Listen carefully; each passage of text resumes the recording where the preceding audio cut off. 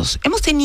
Hemos enfrentado en este año en particular, una campaña electoral que se ha tornado interesante porque ha habido oportunidad, hay que reconocerlo, ha habido oportunidad de tratar temas importantes para la agenda de nuestro país, ¿no? Para la agenda de políticas públicas.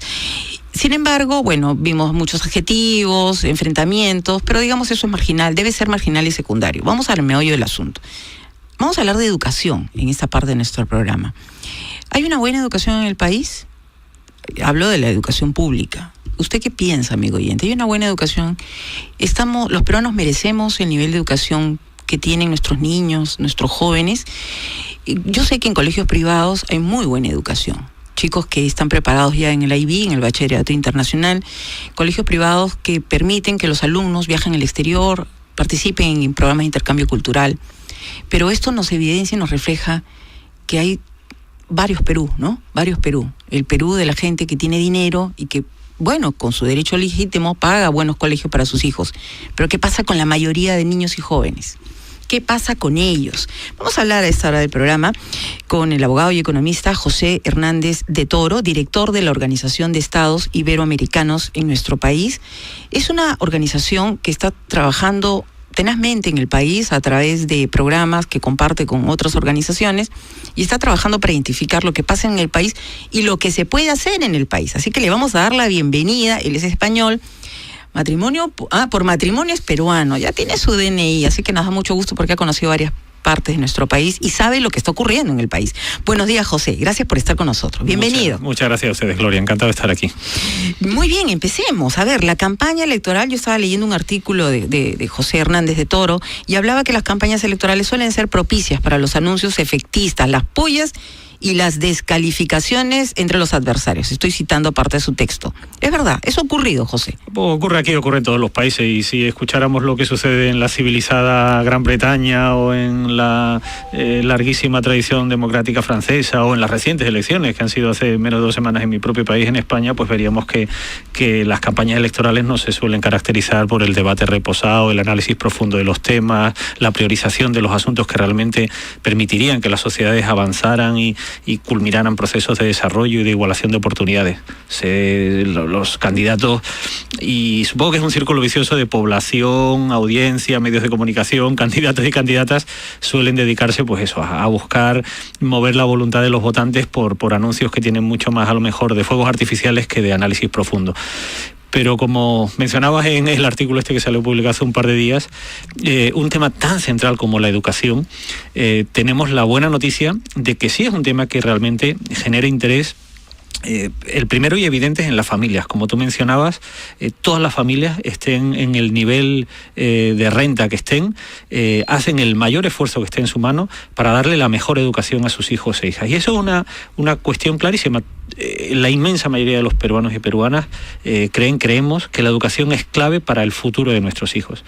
Y también ha sido una buena noticia durante estos últimos años el que muchos aspectos que forman parte de la política educativa, decisiones sobre la carrera magisterial, decisiones sobre la evaluación de los docentes para propiciar su mejora continua, decisiones sobre ampliar la jornada en coles de secundaria, sobre las becas, con un programa tan impresionante como el que ha obtenido Beca 18 en los últimos años. Bueno, todos estos temas que en muchas ocasiones y en otros muchos países no forman parte del debate mediático habitual, aquí sí han tenido una presencia importante en los medios de comunicación y se ha hablado mucho de ellos. Y eso significa que la educación es un tema también al que se le está dando importancia en el debate.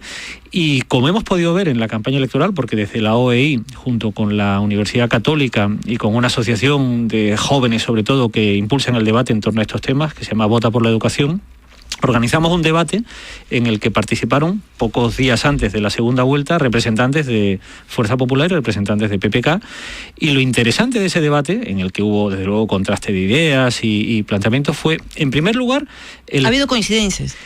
Coincidencias, pero muy interesantes, si me permites explicarlas. La primera es coincidencia en el estado realmente de emergencia en el que se encuentra la educación nacional.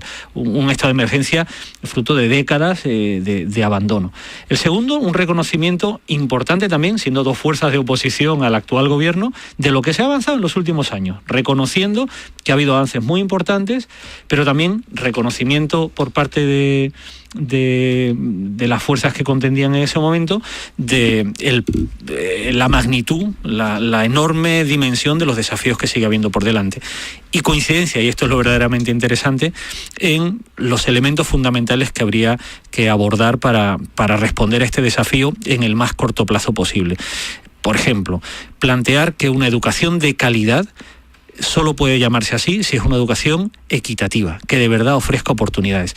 En los lugares donde la educación está en mejor situación, esta se constituye en una verdadera palanca de oportunidades de crecimiento social, en lo que llaman el ascensor social, ¿no? En las sociedades que han desarrollado el llamado estado de bienestar, donde hay una apuesta porque la educación, la salud, no sea una cuestión del que tiene plata se la paga y el que no, pues piña, por decirlo coloquialmente, sino que la sociedad decide que no se puede permitir vivir en una sociedad, en países donde hay enormes desigualdades, porque eso al final se traduce en inseguridad, se traduce en falta de rendimiento en la economía, y apuestan porque la educación ofrezca oportunidades a todos los chicos y chicas, al margen de la renta que tengan sus padres, del idioma que hablen, del lugar en el que nazcan. Concebir una educación que tiene que mejorar su calidad, que tiene que mejorar los resultados, pero que tiene que mejorarlos para todos y todas, ese es uno de los elementos en los que hay consenso. Muy bien, ese es un gran desafío, José. Sin duda. Correcto. Un gran desafío también, y lo menciona en su artículo, José, es darle un fuerte impulso presupuestal. ¿No es así? ¿Se ha avanzado en algo? Se ha avanzado importantemente, porque en los últimos años es verdad que el presupuesto crecía, pero porque crecía la economía. Claro, la economía crece el 7%, el presupuesto crece el 7%, pero ¿cuánta parte de la riqueza nacional se dedica a la economía? Eso ha estado estancado durante años, en unos niveles irrisorios, por otra parte. En los últimos años, eso ha aumentado prácticamente un punto del PBI, ha incrementado la dedicación a educación. Hemos pasado de menos del 3% a estar ya cerca del 4, 3,5% aproximadamente. Ese crecimiento, ese nivel de crecimiento, no solo en términos absolutos, sino en términos relativos, tiene que darse, porque no es que nos comparemos con Corea del Sur, con Finlandia, es que Colombia, Brasil, Argentina, los países de nuestra región, ayer en una reunión que organiza el Ministerio de Educación y en la que hemos colaborado desde la OEI sobre el modelo de jornada escolar completa que se está impulsando en secundaria, y al que han venido, desde la OEI hemos apoyado la venida de varios expertos y responsables políticos de varios países de la región. Por ejemplo, en la mesa en la que yo intervine, la responsable de educación de la ciudad de Bogotá mencionaba cómo en Colombia dedican ahora mismo cerca del 6% del PBI a educación y su objetivo es llegar al 7%.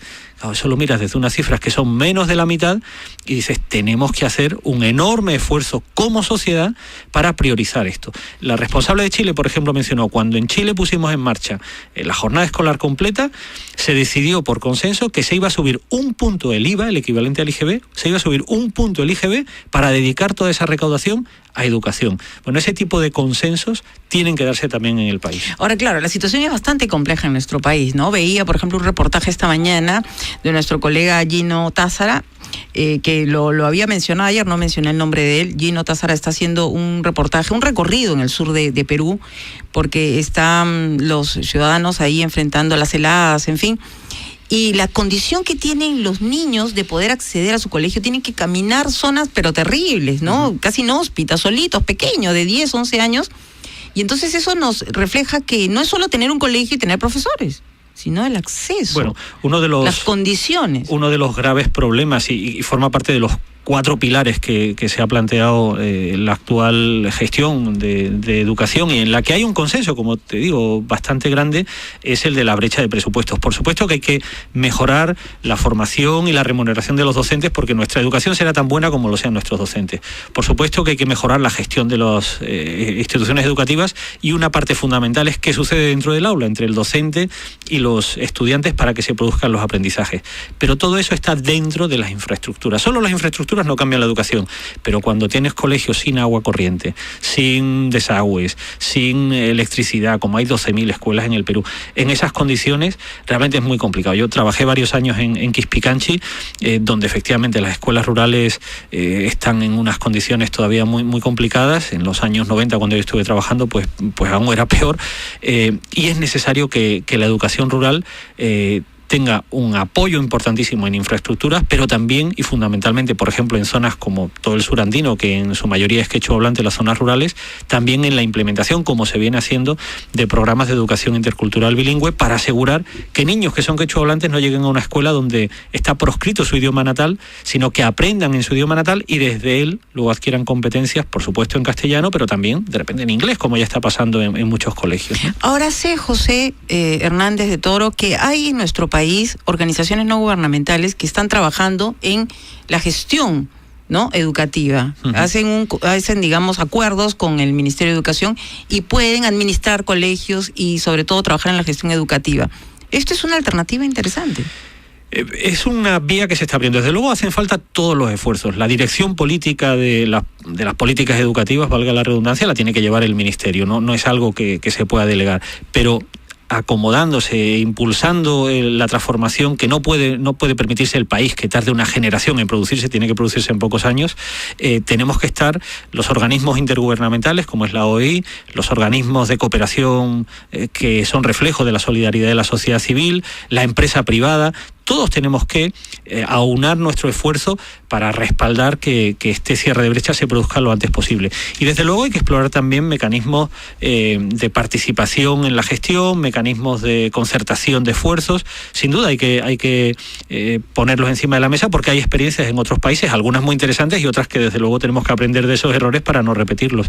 Pero yo creo que hay que ser capaces de explorar estos mecanismos de gestión concertada que permitan participar, por ejemplo, instituciones privadas o organizaciones de la sociedad civil en la gestión de centros públicos que tengan dificultades de gestión, pero también incorporar a la red pública centros que hayan sido promovidos por instituciones privadas y que garanticemos así que la oferta pública educativa sea de la mayor calidad posible. Hay un peso importante que debe tener en la formación de los niños y de los jóvenes el tema de los valores, ¿no es así? Definitivamente. No solo lo académico, no solo lo deportivo, que ya hay bastantes limitaciones en cuanto a lo deportivo, sino también la formación, bueno, espiritual en algunos casos, pero la formación en valores. Los educadores hablan de dos tipos de competencia, y este es un primer cambio que, por ejemplo, el recientemente aprobado Currículo Nacional plantea. Los aprendizajes no es una cuestión de conocimientos, sino una cuestión de competencias, que quiere decir de qué manera los chicos han adquirido una formación y unos aprendizajes que le permiten utilizar sus conocimientos para resolver los problemas que puedan tener en la vida cotidiana, laborales, de participación social, de participación política, de actividad cultural.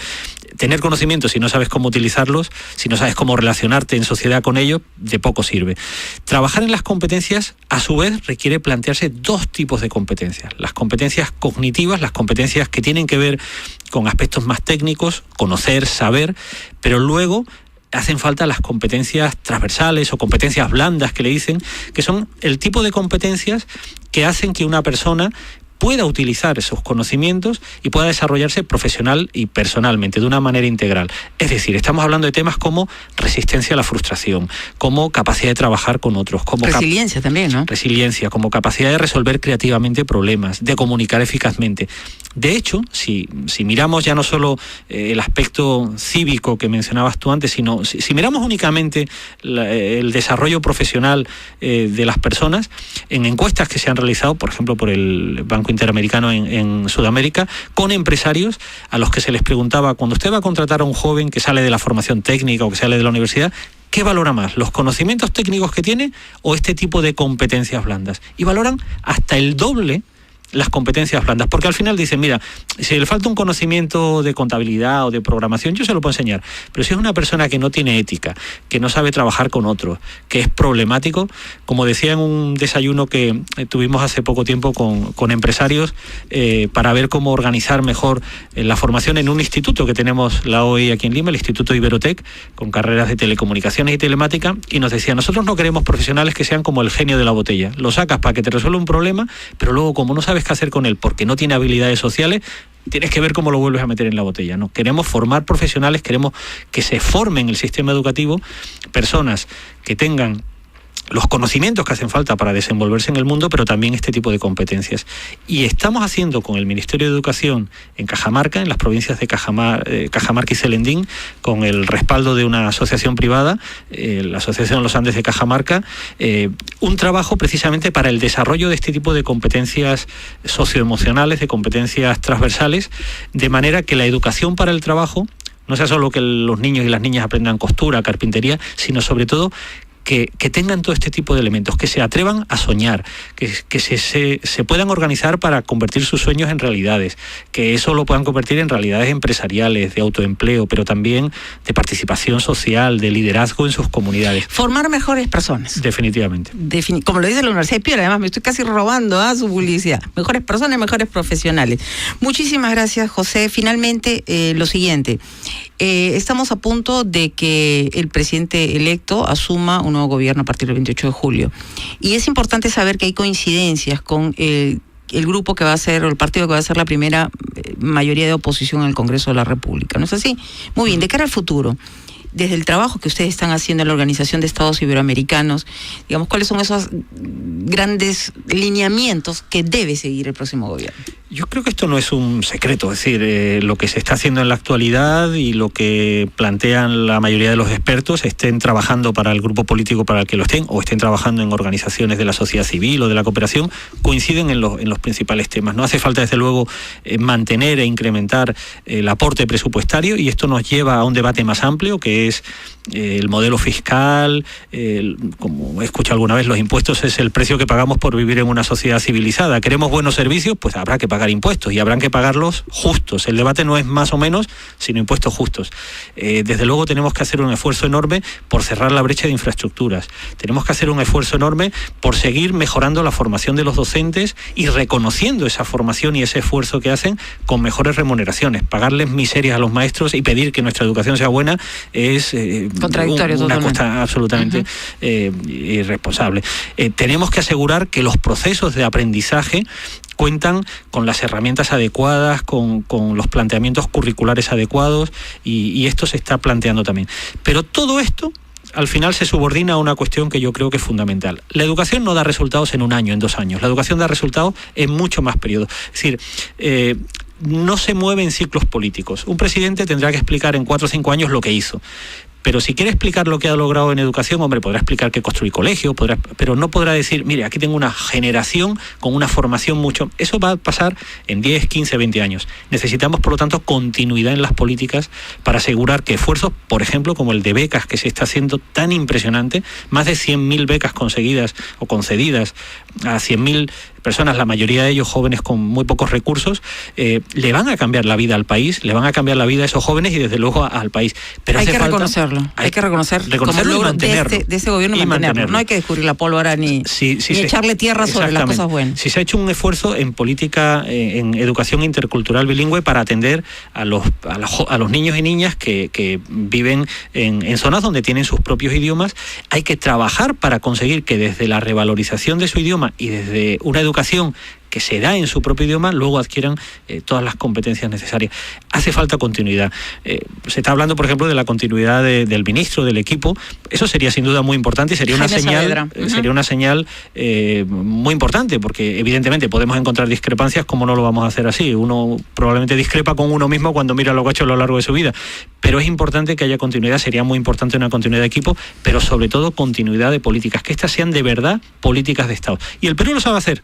Llevamos 15, 20 años con una política de Estado macroeconómica que permite que en un momento en el que hay una crisis en toda la región, podemos enfrentarla. Nosotros estemos creciendo mientras que los demás caen. Hagamos de la educación también una política de Estado. Muy bien, muchísimas gracias por su participación en Agenda Central. Ha sido el abogado y economista José Hernández de Toro, director de la Organización de Estados Iberoamericanos en el Perú. Está trabajando desde hace bastante tiempo en nuestro país y le deseamos, por supuesto, éxitos en esta labor. 11:30.